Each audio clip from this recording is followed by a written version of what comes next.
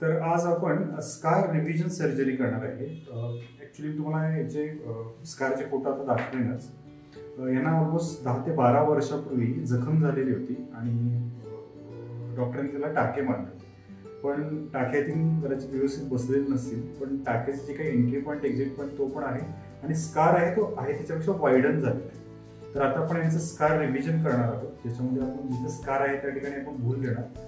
Local एनेस्थेसियामध्ये करणार आहे. Local एनेस्थेसियामध्ये तो एरिया पूर्ण आपण सुन्न करून देणार आणि त्यानंतर फुल थिकनेस म्हणजे जो काही स्कारचा पार्ट आहे तो पूर्णच्या पूर्ण आपण काढणार.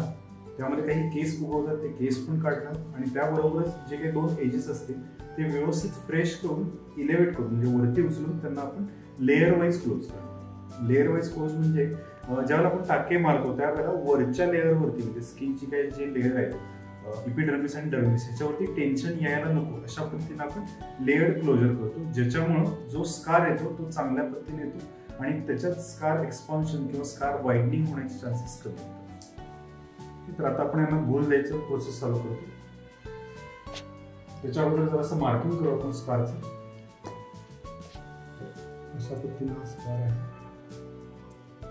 स्कारचं आपण मार्किंग करून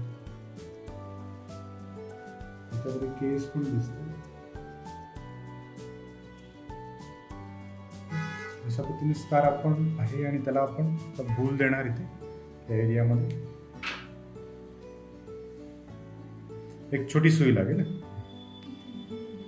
हा जो काही स्कार दिसतो स्कार आपण आता सर्जरी संपलेली आहे. ऑलमोस्ट एवढ्या अमाऊंटमध्ये आपण स्कार काढलेला आहे.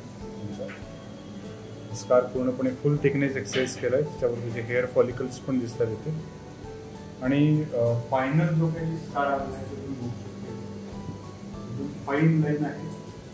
त्याला सबक्युटिक्युलर स्टिचेस घातलेले आहेत आणि हे स्टिच आपण साधारण एक 6 to 7 डेजमध्ये आपण नंतर हे आपण काढून टाकू. त्याच्यानंतर पेशंटला 1 महिन्यासाठी तरी स्ट्रिक्ट सन प्रोटेक्शन लागेल आणि स्कार मॉड्युलेशनसाठीची ट्रीटमेंट आपण चालू करतो.